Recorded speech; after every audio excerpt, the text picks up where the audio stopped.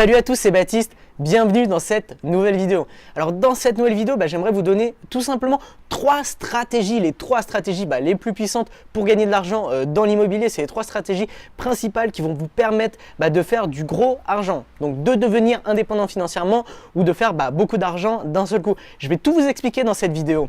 Donc devenir investisseur immobilier, ça ne s'improvise pas. Il faut avoir en premier lieu un objectif et ensuite une stratégie pour atteindre cet objectif. Donc je vais vous donner l'objectif qui correspond à chaque fois à la stratégie. Le premier objectif, c'est tout simplement de vivre de ses loyers. La majorité des gens veulent vivre de leur loyer le plus rapidement possible pour quitter leur travail tout simplement parce qu'elles en ont marre. Donc comment on vit de ses loyers ?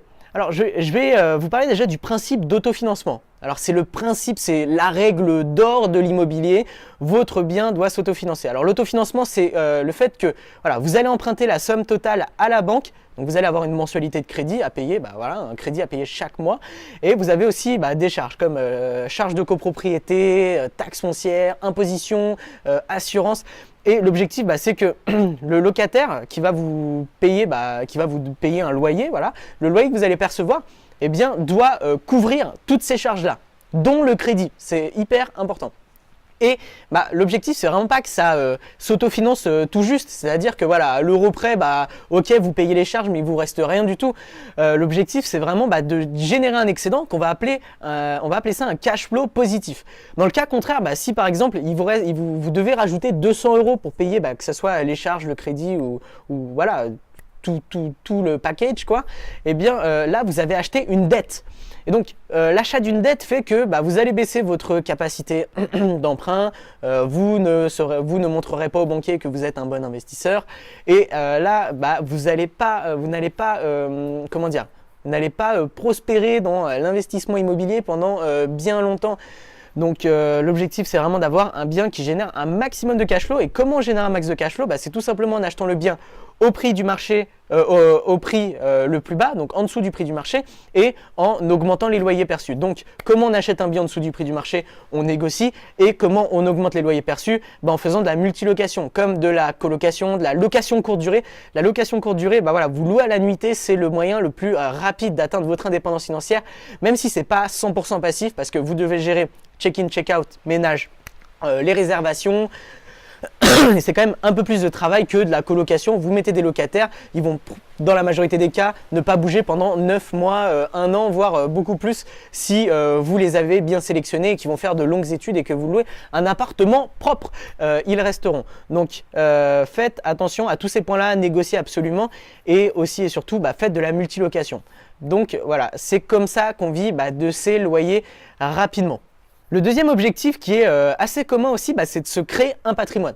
C'est-à-dire que grâce à l'immobilier, non seulement vous allez vous créer des revenus en ayant un cash flow positif, mais en plus vous allez avoir un patrimoine qui s'autofinance. C'est-à-dire que à la fin de la mensualité, à la fin de votre durée, de la durée de votre crédit, à la fin de votre crédit, vous, si c'est 20 ans, 25 ans, au bout de 20 ans ou 25 ans, vous serez pleinement propriétaire du bien. C'est-à-dire que un bien à 100 000 €, vous aurez 100 000 € de patrimoine net. Si vous en achetez 10 et que vous remboursez tous vos crédits, vous aurez 1 million € de patrimoine net en partant de zéro. C'est-à-dire que vous n'aurez même pas mis 1 euro. Donc, c'est le gros avantage de l'immobilier. Mais certains préfèrent uniquement développer leur patrimoine à 100% et s'en foutent un peu d'avoir des revenus. C'est-à-dire qu'ils gagnent bien leur vie, ils veulent tout simplement développer du patrimoine pour leurs enfants, pour leur retraite ou pour d'autres raisons, je ne sais pas. Ça dépend des situations encore une fois et de chacun. Mais vous pouvez générer du patrimoine encore beaucoup plus rapidement qu'au bout de 20 ans ou 25 ans être pleinement propriétaire du bien. C'est-à-dire que vous allez toujours faire la même stratégie, négociation pour baisser le prix du bien, mais aussi augmenter les loyers perçus pour une même surface en faisant de la multilocation. Mais le cash flow que vous allez générer, vous allez le concentrer en remboursement anticipé et non l'utiliser pour vous-même pour vivre votre vie et être indépendant financièrement en quelque sorte avec ce cash flow là.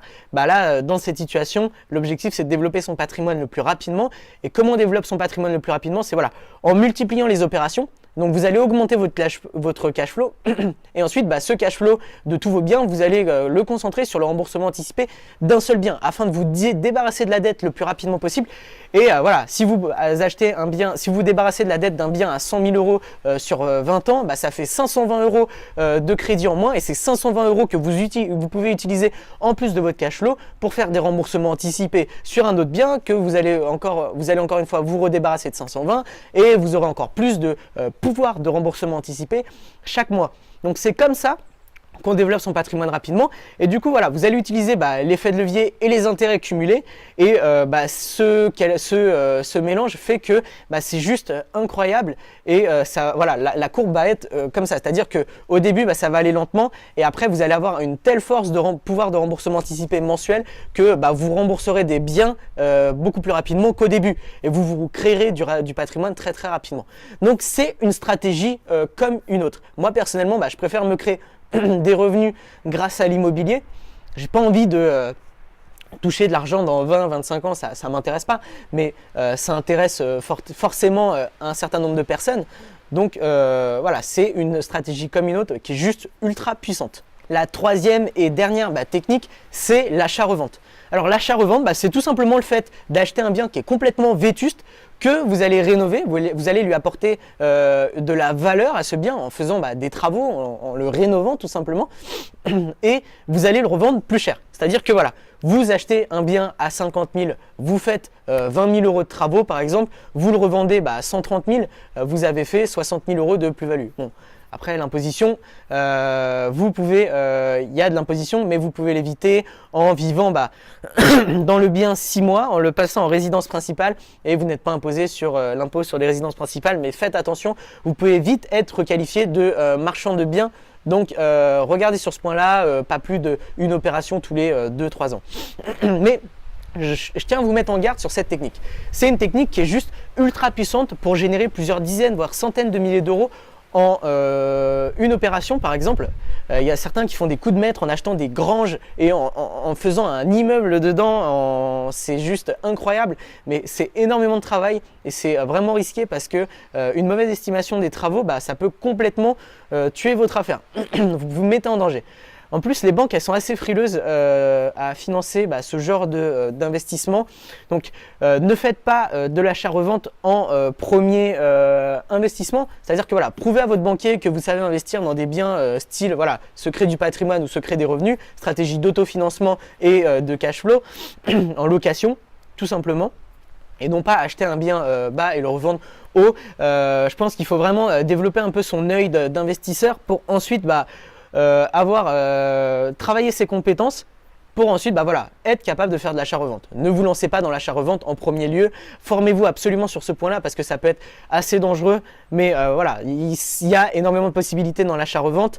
Comme par exemple, vous achetez un grand appartement style T3, T4, un grand appartement que vous allez diviser tout simplement en plus petites surfaces. Pas forcément juste faire des travaux. Vous achetez aussi un plateau, vous faites des petites surfaces. Sachez que les petites surfaces, elles se revendent toujours bien plus cher que les grandes surfaces. Le prix au mètre carré est plus élevé. Donc vous pouvez faire de l'argent comme ça. C'est une stratégie comme une autre. Vous pouvez acheter un bien qui est complètement défoncé, qui ressemble à rien, que vous allez retaper et faire un truc ultra moderne que vous allez revendre plus cher. Vous pouvez acheter, comme je disais tout à l'heure, une grange que vous allez transformer en plein d'appartements. Il y a différentes stratégies dans l'achat-revente tout simplement. Donc, il y a bien une stratégie qui correspond à chaque objectif. À vous de définir votre objectif. Je vous mets au défi de savoir vraiment ce que vous voulez. C'est super important d'avoir des objectifs qui sont précis, de savoir où est-ce que vous voulez aller, ce que vous voulez, ce que vous désirez, plus que tout. Si c'est quitter votre travail, si c'est penser à votre futur en développant votre patrimoine et pour que ce soit pour vos enfants, votre retraite ou dans plusieurs années, ou que ce soit se faire beaucoup d'argent d'un seul coup. Mais ça va pas être récurrent, c'est-à-dire que c'est pas passif. Moi, j'aime pas forcément énormément ce genre de stratégie, étant donné que je suis plus pour la loi de Pareto.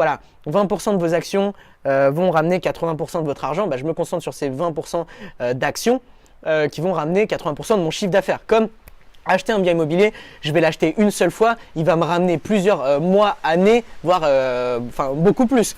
Et vous allez en plus avoir un bien qui s'autofinance. Donc j'utilise l'effet de levier, j'utilise les intérêts cumulés et c'est vraiment ce que je vous recommande de faire si c'est votre objectif tout simplement. En tout cas, c'est le mien. J'espère vous avoir apporté beaucoup de clés dans cette vidéo et que vous avez pu définir votre objectif précisément et comprendre la stratégie qui va avec cet objectif. La vidéo est maintenant terminée. Si vous avez aimé, tout simplement mettez-moi un like pour me soutenir et abonnez-vous à ma chaîne YouTube pour ne rater aucune de mes futures vidéos. Aussi surtout j'ai créé un e-book qui s'appelle Comment atteindre l'indépendance financière grâce à l'immobilier en partant de zéro. C'est dans la description ou le i en barre d'infos. C'était Baptiste, je vous souhaite une bonne journée. Ciao.